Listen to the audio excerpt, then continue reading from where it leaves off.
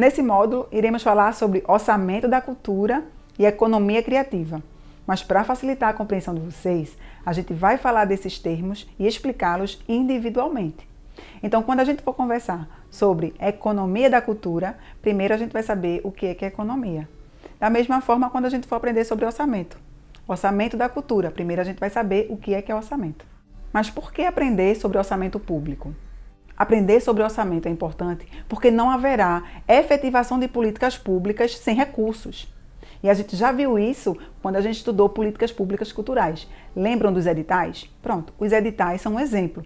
Nós já aprendemos que eles são frutos de políticas públicas, mas vão existir os editais. Se a gente não tiver orçamento previsto, então é isso. A gente vai aprender onde está a previsão desse orçamento, principalmente nos municípios. E por que nos municípios?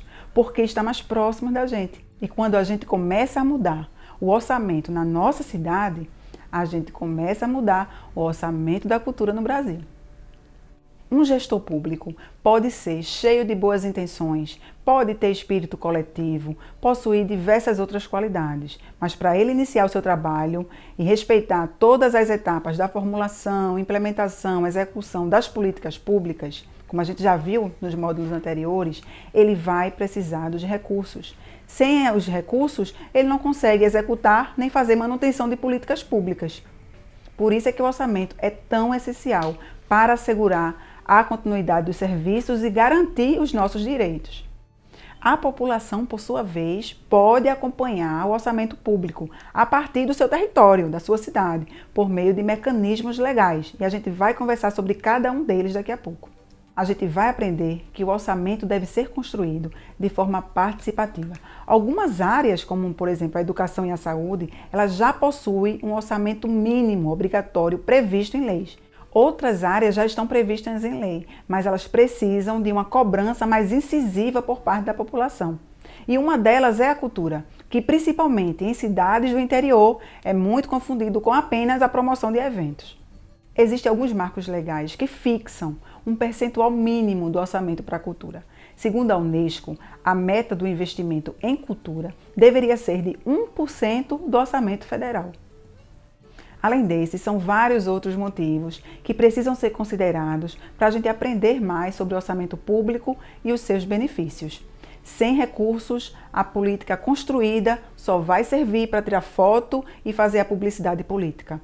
Vai gerar uma expectativa, aquele grande evento, aquela grande mobilização do bairro para assinar a ordem de serviço vai ficar apenas nisso se não houver um orçamento previsto para finalizar a obra e o serviço prometido à população.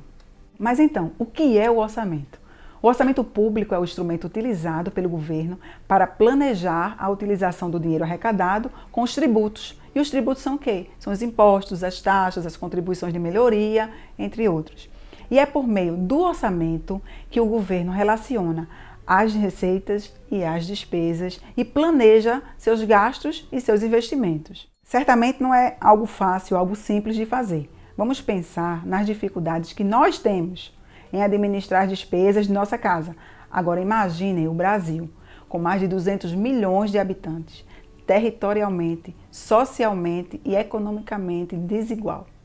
Com certeza não é nada fácil. O processo de planejamento envolve várias etapas, porém 3 delas se destacam, que é a aprovação do PPA, da LDO e da LOA, e a gente vai ver cada uma dessas separadamente. Então, o PPA é o Planejamento Orçamentário de Médio Prazo do Governo. Para ficar mais claro, a gente vai pensar o seguinte: é o primeiro mandato do prefeito. Só que, durante a sua campanha, ele fez várias promessas. Aí ele prometeu que iria melhorar as escolas, os postos de saúde, trazer novas empresas, construir praças, estradas, entre outras. Então, uma vez eleito, ele vai ser cobrado do que ele prometeu.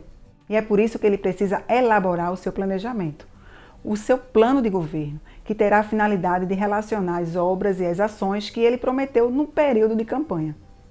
O que vai constar no PPA? Quais serão os gastos com a educação, com a saúde, com a assistência social, com a agricultura, com o meio ambiente, com a cultura. É nesse planejamento que terá a descrição do que será feito, junto com os custos desses investimentos por área, como a gente já viu, a educação, a saúde, enfim. Quando todo esse planejamento estiver pronto, ele vai ser chamado de PPA. E esse é o plano plurianual. Mas é importante dizer também sobre o PPA é que caso o prefeito precise modificá-lo, ele pode fazê-lo, porque existe uma flexibilidade. Essas modificações são normais e ocorrem quando o plano é revisado ou monitorado. E a gente já conversou sobre isso quando a gente falou sobre a construção de políticas públicas. Então, depois que são realizadas as revisões, esses monitoramentos, as alterações são feitas e os custos são readequados. Esse é o nosso PPA. Agora vamos entender um pouco sobre a Lei das Diretrizes Orçamentárias, é a LDO. Essa lei define as metas e prioridades do governo num período menor de um ano, ou seja, constam as obras, os serviços mais importantes a serem realizados no ano seguinte. Voltemos ao exemplo do prefeito. Vamos dizer que ele prometeu construir 10 creches durante a campanha. Esse investimento das 10 creches, ele deve aparecer no planejamento maior, de médio prazo, lembram? É o PPA. Só que sabemos que ele não vai construir 10 creches de uma só vez. Então, na LDO, ele faz uma previsão de quantas creches ele consegue ou ele poderá realizar ou construir no ano seguinte. Mas e na cultura?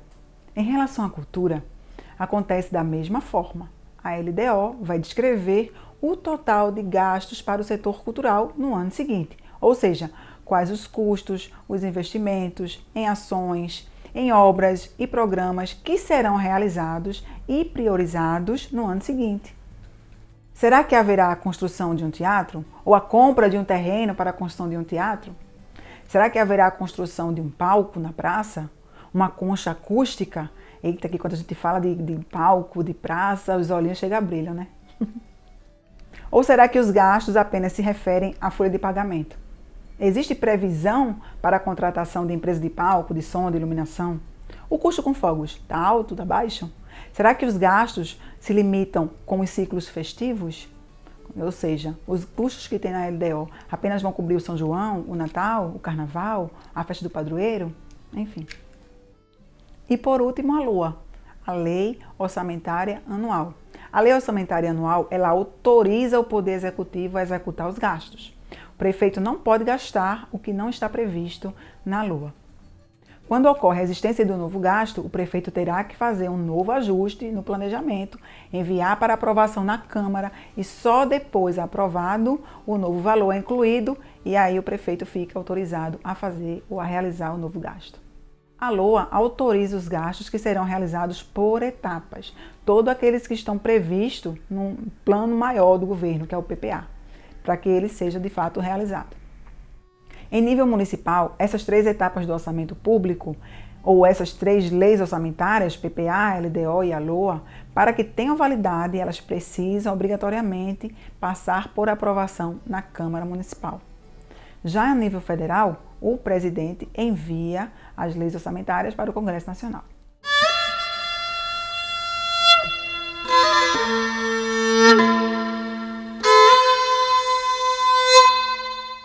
Se você gostou desse conteúdo, deixa seu like, se inscreve no canal, ativa as notificações e eu te espero no próximo vídeo.